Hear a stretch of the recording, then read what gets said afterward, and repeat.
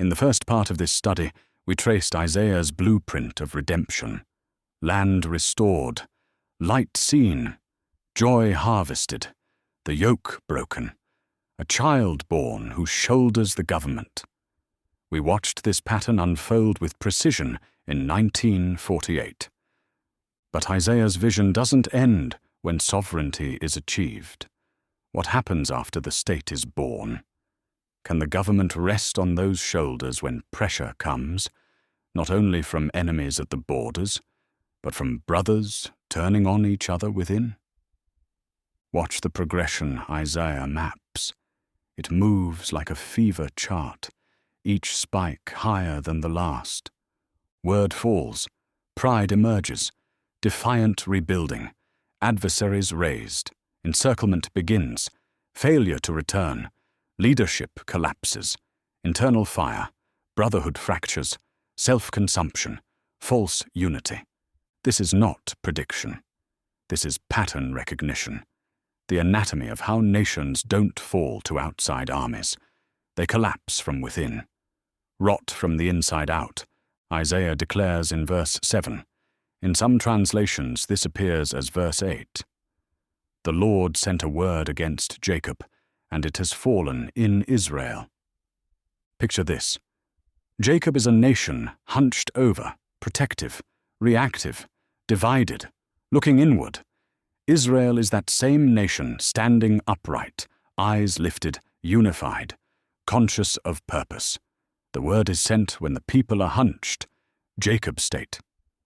But it falls, it lands, it becomes visible when consequences hit the entire nation standing together, Israel state. In other words, what begins as private warning becomes public reckoning. This word functions as corrective pressure. Divine rebuke is refinement, not destruction, a necessary shock that clarifies destiny when redemption is already underway. If correction is resisted inwardly, it appears outwardly. The prophetic pattern, confrontation from the north, functions as a trigger, revealing pride, division, fracture. The Gog-Magog upheaval becomes diagnostic, an external coalition as the arena through which divine correction completes its work, pushing the nation from Jacob state toward Israel stature. Isaiah saw this first.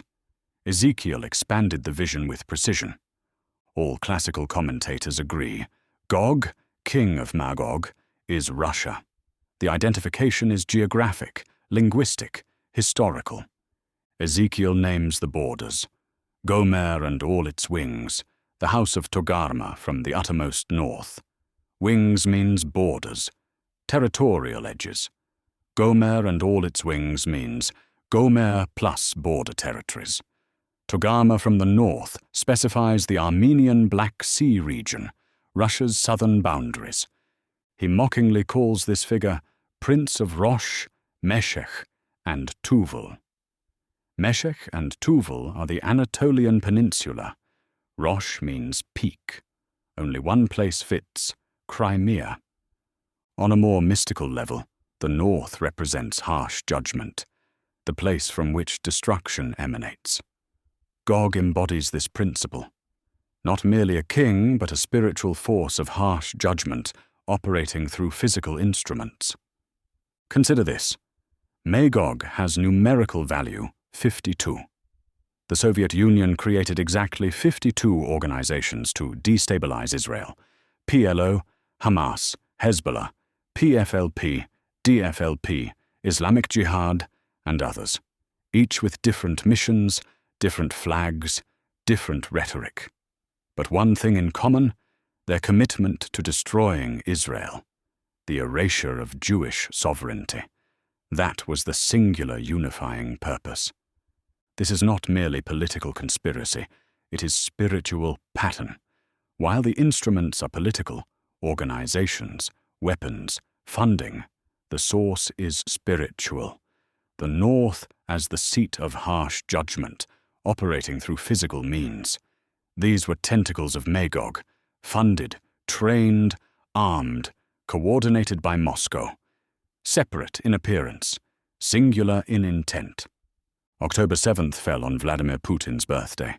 Magog attacked Israel with weapons supplied by Kush, Sudan, and Put, Algeria. The smuggling corridors for Hamas weapons, routes through which arms flow from the north into Gaza. Iran provided strategic support, logistics, intelligence. While the north prepares the physical weapons, Isaiah shows us that judgment from the north can only land when our internal defenses have already been burnt away by the fire of our own speech. The war is not only external. Under siege, the nation turns on itself, Ephraim against Manasseh, brother against brother. This is the test Isaiah describes after the child is born. Can the government on his shoulders hold when pressure comes not only from borders, but from within? We are living in this chapter now. And now the fever spikes. Verse 8, "And all the people shall know, Ephraim and the inhabitant of Samaria, who say in pride and arrogance of heart." Ephraim symbolizes activist national energy, political initiative, military strength, nation building. Samaria represents the governing center, structure, cultural authority, institutional framework. Together, political strength and organized structure returning after exile. The spiritual risk: when rebuilding follows collapse, the nation may attribute recovery solely to its own power. Awareness without repentance. Events reinterpreted politically instead of spiritually. After October 7th, Israel mobilized extraordinarily. Hundreds of thousands of reservists reported. Civilian mutual aid networks formed overnight. Political unity emerged. But Isaiah's question penetrates deeper. Did the event produce only mobilization, or also introspection? The prophetic measure is not military success, but spiritual reorientation. The fever spikes again. Verse 9, "The bricks have fallen, but we will rebuild with hewn stone. The sycamores have been cut down, but we will replace them with cedars." Not despair, but defiance. Bricks are simple material. Hewn stone is engineered strength. Sycamore is soft wood. Cedar is majestic timber. The nation says, "We will upgrade," but asks no deeper questions. Israel's immediate declarations: eliminate Hamas, destroy infrastructure, rebuild Gaza, border with impenetrable technology. All necessary. But is this hewn stone replacing bricks without addressing why the bricks fell? The fever climbs. Verse 10, "And the Lord shall raise up the adversaries of Rezin against him, and arm his enemies." Rezin was king of Aram, Syria. Historically, he was Ephraim's ally against Judah, a known factor, a predictable alliance, part of the regional framework Israel understood. The verse warns that pride destabilizes these frameworks. When a nation responds to exposure with defiant self-reliance rather than introspection, its alliances weaken. Before October 7th, there were competing concepts.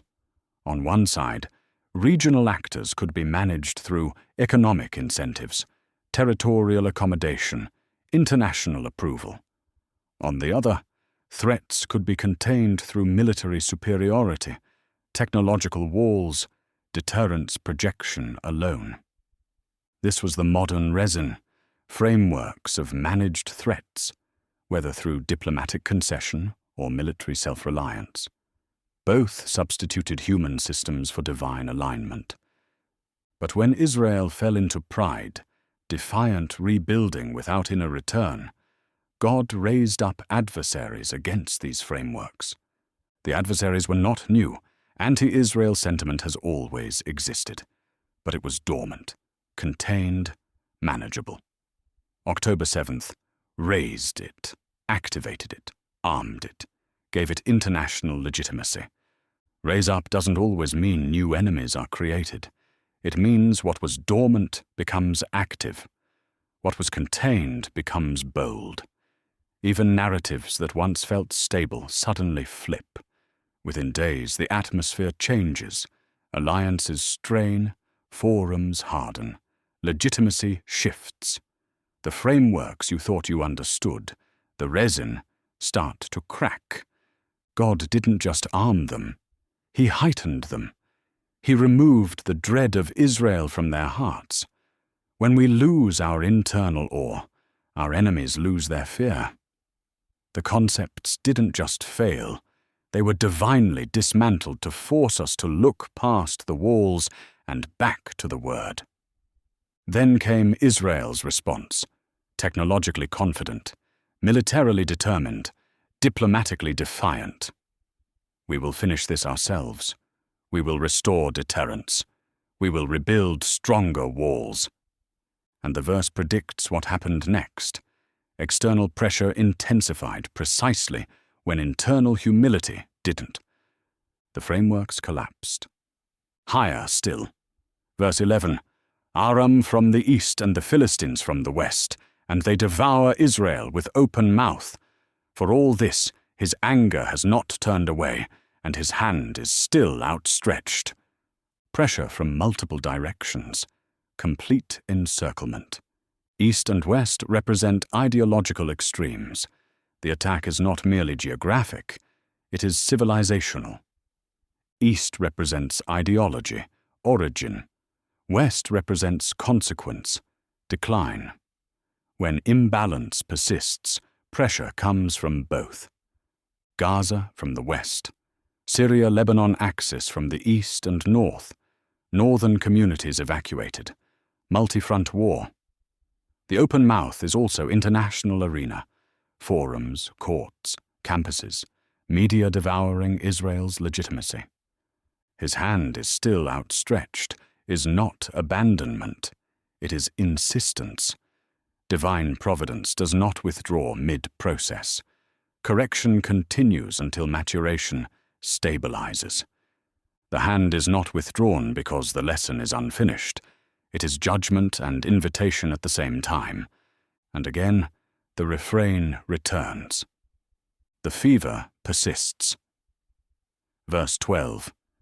And the people did not return to the one who struck them, nor did they seek the Lord of hosts. Return means reorientation, not merely repentance. The nation reacted. Unity and mobilization occurred. Strength, determination, unified crisis response. But the inward search for divine source didn't crystallize. External unity is not the same as spiritual return. No national calls for fasting, no mass prayer gatherings, no government-led soul-searching. We responded. But did we return? That remains unfinished. Now the fever reaches critical levels. Verses 13 through 15. Therefore the Lord will cut off from Israel head and tail, palm branch and reed in one day. The elder and honored man is the head, and the prophet who teaches lies is the tail, for the leaders of this people lead them astray, and those who are led are swallowed up. When return doesn't happen, corrupted authority collapses, not through revolution, but exposure. The elder and honored man is the head. This is not merely age or position. It is the one honored, respected, given authority by the people. Formal leadership, the political class, decision-makers, those who hold institutional power, and the prophet who teaches lies is the tail. Not true prophecy, but false teaching that guides the people astray. Religious or ideological authority that has become corrupted. Spiritual leadership that has lost its grounding in truth. Together, head and tail represent the complete spectrum of corrupted authority, political leadership that has failed morally, and spiritual leadership that has failed prophetically. The next verse explains the consequence. For the leaders of this people lead them astray, and those who are led are swallowed up. Leadership does not merely fail, it actively misleads, and the people, following corrupted guidance, are consumed. Leaders are not neutral administrators, they shape the nation's moral orientation. Those who lead implies influencers who appear to bless or guide, but instead of elevating, they distort. Misdirection spreads quickly because the public trusts visible authority.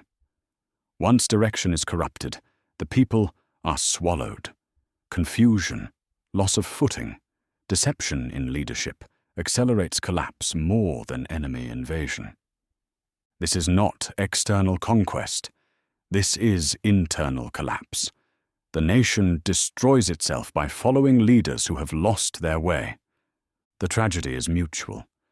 Leaders mislead, the public willingly follows. The consequences are shared. When the populace abandons discernment and surrenders moral judgment to flawed leadership, the national organism loses resilience. Systemic failure.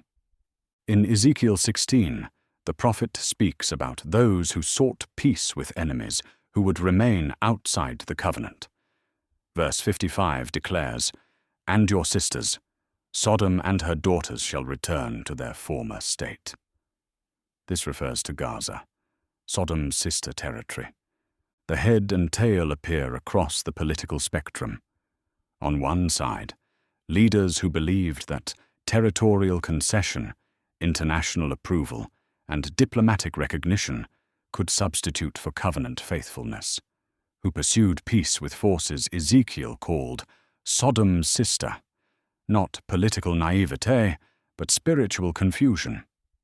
On the other, leaders who believed that military superiority, technological strength, and deterrence projection alone could manage the conflict indefinitely, who trusted in walls and weapons rather than seeking divine alignment. Both arms suffered from pride, one trusting in international frameworks, the other trusting in fortifications. Both substituted human confidence for spiritual return. Both needed correction. These leaders shaped public discourse. They controlled media narratives. They influenced academic institutions. Each presented their framework as the enlightened path forward, whether through accommodation or through strength. And the people, significant portions on each side, followed. Not because they were evil, but because they trusted visible authority. Because each narrative sounded reasonable. Because the alternative seemed either too risky or too spiritually demanding to accept. Those who are led by them are swallowed up. The residents along the border paid the price for frameworks built on illusions, whether the illusion that concession brings peace or the illusion that deterrence alone ensures security. Civilians became the cost of substituting human systems for divine alignment. Swallowed up. This is not merely policy failure, it is prophetic fulfillment. When leadership on any side loses its connection to covenant responsibility, catastrophe follows. And catastrophe exposes the bankruptcy of all frameworks built on pride rather than return. Isaiah's prophecy is that both will be cut off in one day. This does not mean physical destruction. It means the collapse of credibility, the loss of authority, the exposure of bankruptcy. October 7th was a day of exposure. Not the final day, but a day when the fragility of human frameworks, whether diplomatic accommodation or military self-reliance, became undeniable. The cutting Isaiah described happens whenever reality shatters our substitutes for divine alignment. The question now is, what comes after the cutting? Can new leadership emerge that does not repeat the pattern? Or does the fracture deepen into civil conflict, Ephraim against Manasseh, the internal war that the next verses describe. After October 7th, frameworks collapsed across the spectrum. On one side, the belief that territorial concession brings peace. On the other, the doctrine that deterrence alone ensures security. Both illusions, different expressions of the same pride. We will manage this ourselves without fundamental spiritual return. All exposed as insufficient, head and tail cut off not by conquest, but catastrophic failure. Verse 16. Therefore the Lord shall not rejoice over their young men, nor shall he have compassion on their fatherless and widows. For every one of them is hypocritical and an evildoer, and every mouth speaks folly.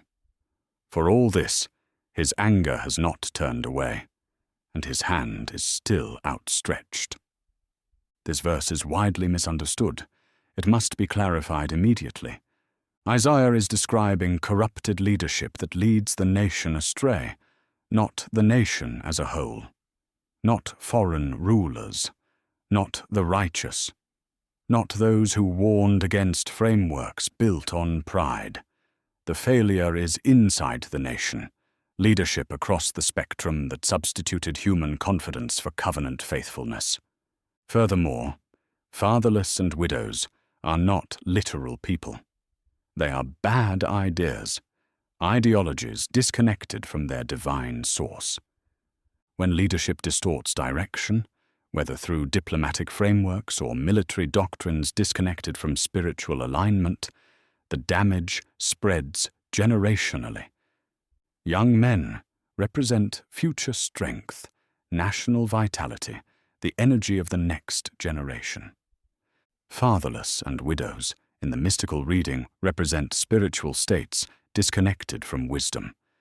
In mystical Jewish tradition, father represents wisdom, originating awareness, divine source. Widow represents a faculty separated from its source. Orphan represents action or emotion disconnected from higher wisdom. Therefore, fatherless and widows symbolize ideologies that have lost connection to their authentic spiritual source. Not necessarily malicious, but unanchored.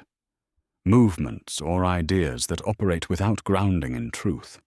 This is precisely what corrupted leadership created, ideologies detached from reality. On one side, the belief that territorial concession brings peace, disconnected from the reality of what Israel's enemies explicitly declared. The doctrine that international approval matters more than strategic depth.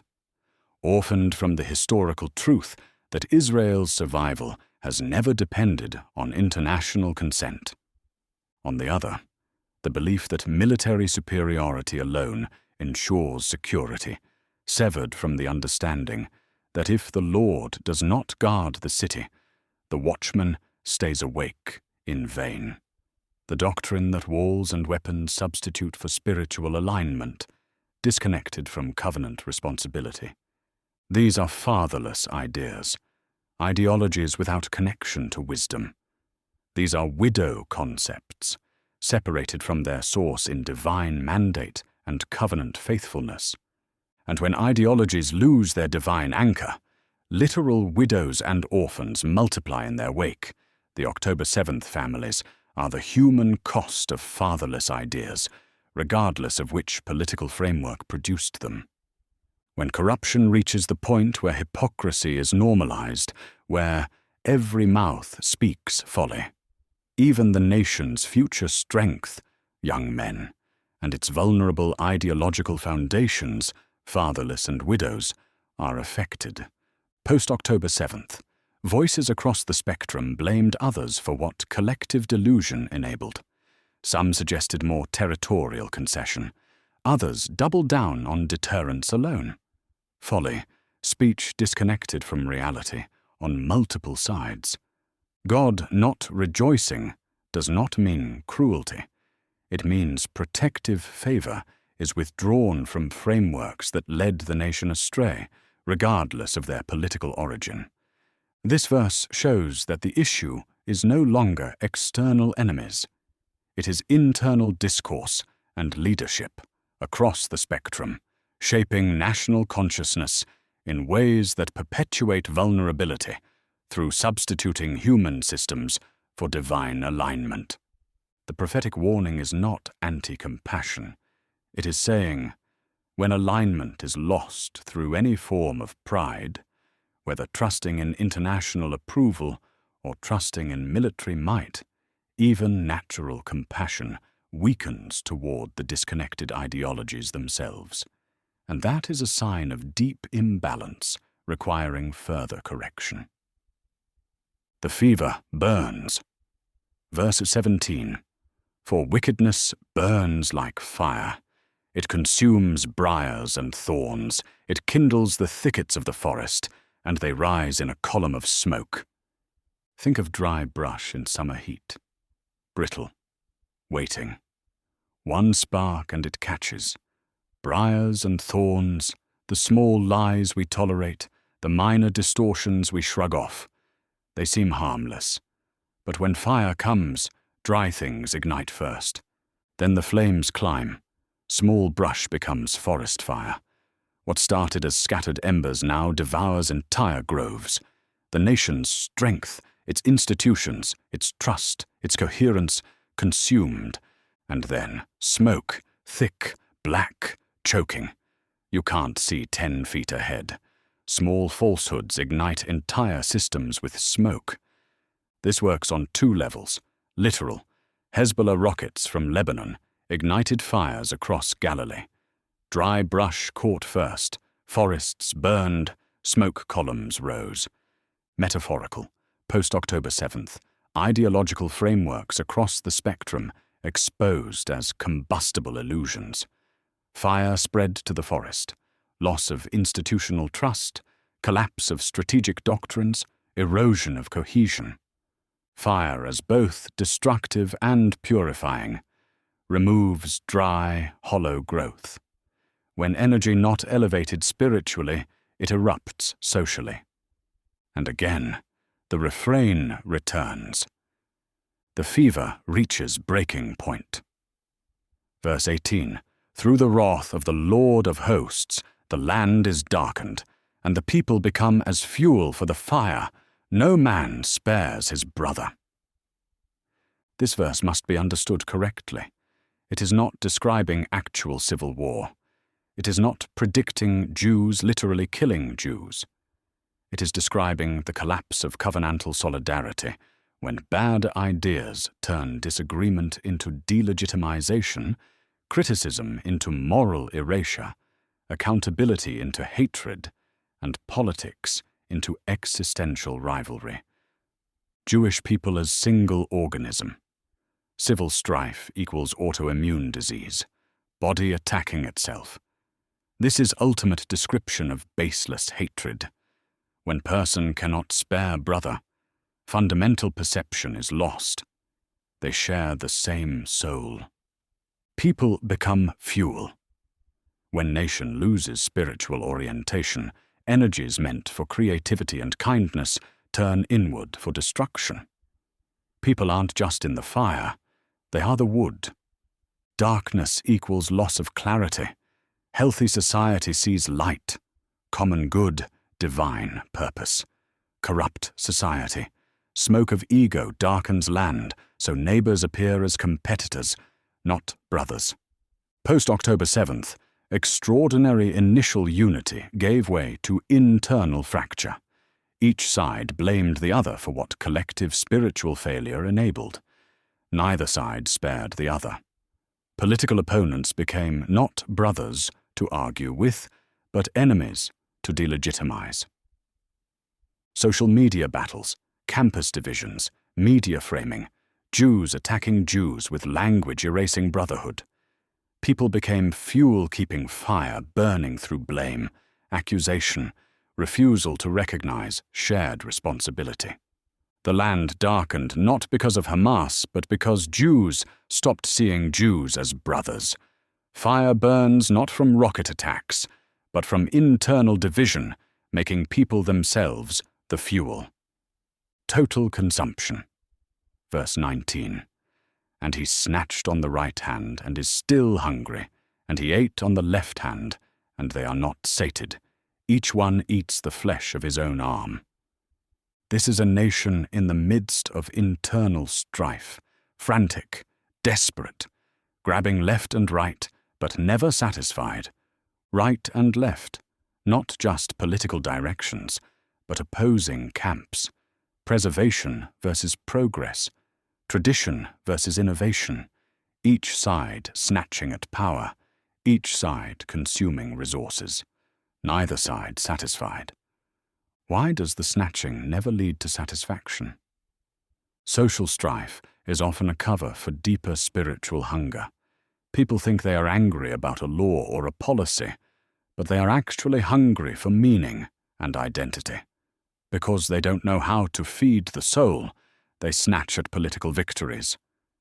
But a political win is like eating the flesh of your arm. It feels like you're doing something, but you're actually getting weaker. The right hand cannot defeat the left hand. If the right hand wins, the body is an amputee. If the left hand wins, the heart stops. We aren't fighting an enemy. We are fighting our own nervous system. Before October 7th, this was Israel. One side snatched courts. The other snatched streets. Win the battle. Nation still empty. Unity gone. October 7th was the moment the brain of the nation finally registered the pain of the arm being eaten. The shock of the massacre forced the right hand and left hand to stop biting each other and start working together to defend the body. The immediate aftermath showed what Isaiah describes in reverse. When the snatching stopped, when volunteers from across the political spectrum mobilized together, when religious and secular served side by side, when settlements and kibbutzim supported each other, the hunger began to be satisfied. Not with political victory, but with unity of purpose.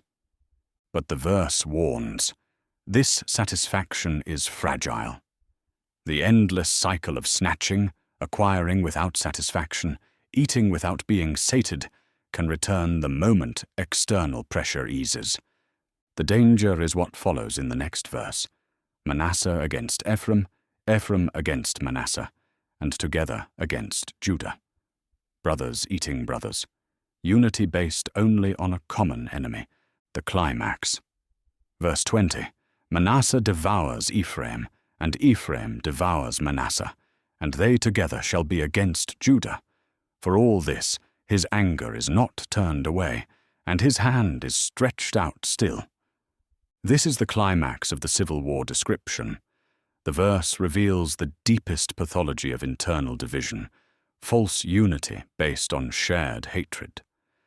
Manasseh and Ephraim were brothers, both sons of Joseph. In the prophetic framework, Joseph represents the materialistic nationalist drive, the physical building of the land, economic strength, military power, the practical construction of sovereignty. Judah represents the spiritual religious core, Torah, the temple, tradition, the ethical and covenantal foundation. When the spirit of Joseph, the builders of the physical state, loses its connection to the light, it becomes fragmented. Instead of focusing on their shared mission, the internal factions turn on each other. Manasseh devours Ephraim. Ephraim devours Manasseh. This describes the wars within the same camp, political factions that belong to the same ideological family, destroying each other over ego and power. Not left versus right, but the internal battles within each side, competing for dominance, resources, legitimacy, the claim to represent true nationalism or true progressivism. But then comes the most striking observation. And they together shall be against Judah. This reveals a historical and psychological phenomenon. The only time the fighting factions unite is to attack the religious or traditional center.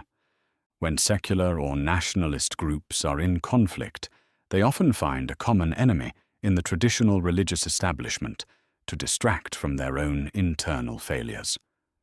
When progressive factions fracture, they unite against the Orthodox or the settlers or whoever represents Judah, the traditional core. This is false unity. Unity based on negation, being against something, rather than affirmation, being for something. This kind of unity does not satisfy the hunger mentioned in the previous verse. It only accelerates national collapse. Post-October 7th, this pattern became visible. The immediate aftermath saw genuine unity, volunteers, mutual aid, shared sacrifice. But as weeks turned to months, the old fractures began to reappear. Not Manasseh versus Ephraim in the literal tribal sense, but the internal battles within political camps resuming. Factions on each side fighting over who truly represents security or peace or justice, each devouring its brother. And then the temporary unity, against the government or against the opposition or against the religious or against the secular, together against Judah. Whatever represents the center, the tradition, the other camp, becomes the target that temporarily unifies the fractured factions. This is the warning. Unity forged against a common enemy is not redemptive unity. It is tactical, temporary, and ultimately destructive. Because it doesn't address the spiritual hunger. It channels the snatching into a new direction, but the eating continues. The civil war was so intense that they forgot their external enemies. They were so busy attacking Judah that they didn't see the Assyrians coming. The internal focus on destroying the traditional center blinded them to the external threat.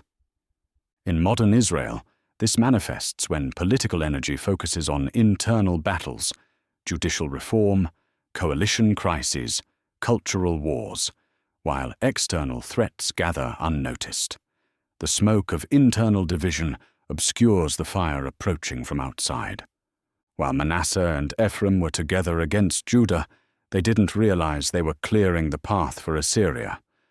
Our internal culture wars are the red carpet we roll out for the adversaries of Rezin.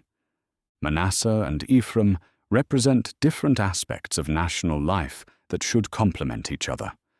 Eyes and heart, vision and passion, strategy and emotion. When these are not in sync, they eat each other, and the whole body, Judah, the nation itself, suffers.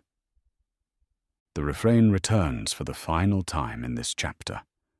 For all this, his anger is not turned away, and his hand is stretched out still. The hand is both threat and invitation. It is the hand of judgment, but also the hand of a father waiting for children to return. The hand strikes, but also catches if they fall. The anger remains because the cause hasn't changed. As long as Manasseh and Ephraim fight, as long as their only unity is against Judah, the hand remains stretched out. After October 7th, the hand was felt by everyone. The anger was the shock, the exposure, the catastrophic failure of competing frameworks. But the stretched out hand was also the opportunity for return, not necessarily in ritual sense, but return to brotherhood, to genuine unity, to shared purpose beyond negation. The hand being stretched out means God is constantly involved in history. It is never random. The chaos of Manasseh and Ephraim is a signal to look up and see the hand waiting for us to unite in a positive way. The message is clear. We must stop being together against and start being together for. We must reconcile Joseph, the material state, the physical sovereignty, the practical necessities of power, with Judah, the spiritual heritage, the covenantal responsibility, the ethical foundation. If we remain fragmented, Manasseh devouring Ephraim, Ephraim devouring Manasseh. We weaken ourselves from within. If our only unity is negative, together against the religious, or together against the secular, or together against whichever camp we've designated as Judah, we create hollow solidarity that collapses under pressure. The chapter ends on this note. The society is fragmented. Leaders are lying, brothers are devouring each other, and the hand of God is still active, still stretched out, still waiting. The refrain has repeated 3 times through this section, each time marking escalation, each time warning that the process is unfinished, each time offering the possibility of return before the next blow falls. An enemy can destroy walls, but only internal hatred destroys souls. 3 lessons. First, the body is one. In family or nation, no winning against brother. Right defeats left equals body crippled. October 7th proved wound in south, bled in north. Secular wound felt by religious. We are organism, not collection. Second, unity of purpose versus unity of hate. Manasseh and Ephraim only stopped fighting to attack Judah. Unity from common enemy is fragile, temporary. Must transition. Unity of fate, reactive, same foxhole, to unity of destiny, proactive, shared vision for holy nation. Third, the hand is the key. God wants pattern recognition, not punishment. Anger remains, while causality remains. If same social habits continue, thorns and briars of toxic speech and tribalism, fire naturally keeps burning. The path forward requires ending the eating of arms, recognize opponents' equal same body, satisfying spiritual hunger, seek meaning beyond political victory, restoring brotherhood, move from no man spares to every man protects, unifying around purpose, transition negative unity to positive unity, heeding the hand, use crisis as transformation invitation. The child of verses 5 and 6 can only bring peace without end when arms of nation stop eating each other and start embracing. If the second temple was destroyed through baseless hatred, it will only be rebuilt through unconditional love. Fire still burns, smoke still obscures, the hand is still stretched out. It is the hand of a father waiting for a handshake, not to strike, but to guide, not to crush, but to lift. The great light is waiting, back to Zebulun and Naphtali, back to brotherhood, back to a nation that remembers it is one body. The question is, will we take the hand of God, or will we keep eating the arm of our brother?